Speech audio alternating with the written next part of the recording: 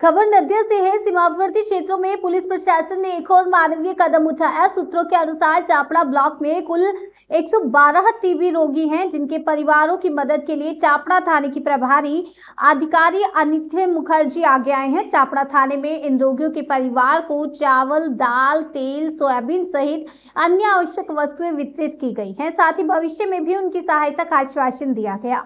इस दौरान पुलिस प्रशासन ने सभी से अपील की है कि वे डॉक्टरों की सलाह मानकर अपने परिवार में स्वस्थ और सामान्य वातावरण बनाएं।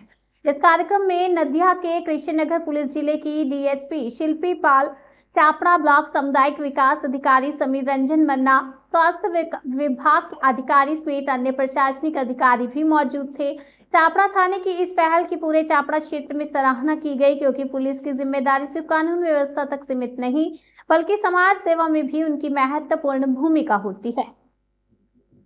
बॉर्डर एरिया नदिया कृषि विज्ञान केंद्र एवं नीमपीठ कृषि विज्ञान केंद्र तरफ थेके बॉर्डर एरियार बेश किछु कृषक एवं महिला कृषक के जारा तपशिली जातिभुक्त तादेरके आमरा आजके मौमाछी पालनेर जोन्नो मौमाछिर बाक्स जेटा नाकि Apis cerana colony Apis mellifera colony 8 फ्रेमेर बाक्स आमरा दिएछि एवं सेटार जोन्नो माने आमरा एकटा प्राथमिक प्रशिक्षणের চেষ্টা করেছি। এই জন্য আমরা যেটা ফান্ড পেয়েছি সেটা হচ্ছে এখানে লেখা আছে ICR engineering institute of agriculture and biotechnology, তাদের তরফ থেকে আমরা এই ফান্ডটা পেয়েছি এবং সেই ফান্ড দিয়ে আমরা এখানে 50 জন কৃষককে আমরা মৌমাছির বাক্স আজকে দেওয়া হয়েছে। সীমান্তকে কেন বেছে নেওয়া হচ্ছে? এখানে আমরা যেটা দেখেছি যে এখানে যে ন্যাচারাল ভেজিটেশন আছে এবং যে ধরনের ফসল সারা বছর ধরে চাষ হয় সেটা মৌমাছি পালনের জন্য অত্যন্ত উপযুক্ত এবং এখানকার যে কৃষকরা আছেন তাদের এই মৌমাছি পালন থেকে যে লাভ হবে সেটা কিন্তু এই অঞ্চলের আর্থিক উন্নতির জন্য অত্যন্ত গুরুত্বপূর্ণ। শুধু তাই নয়, এই অঞ্চলে যে ধরনের মধু উৎপাদন হতে পারে সেই মধুর কিন্তু গুণগত মান অনেক বেশি ভালো হবে বলেই আমরা আশা করছি। আপনার নাম? আমার নাম ডক্টর মালবিকা দেবনাথ। আমি বিষয়বস্তু বিশেষজ্ঞ, নদিয়া কৃষি বিজ্ঞান কেন্দ্র, বিধানচন্দ্র কৃষি বিশ্ববিদ্যালয়। আপনাদের সীমান্ত লাগোয়া জায়গায় বিএসএফ এর কর্মসূচি উদ্যোগ, এটা কি বলবেন?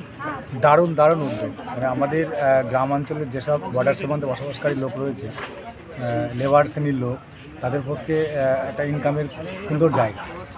এই যে এক বক্স থেকে মিনিমাম মাসে 4 কিলো মধু, মানে একটু মেনটেনেন্স করলে আরও বেশি হয়, সেই মধুতে ভালো জীবিকা অর্জনের একটা হেভি জায়গা।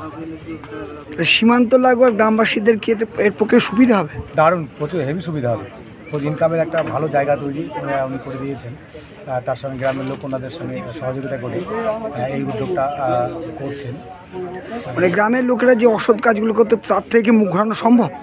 সম্ভব, 100% সম্ভব।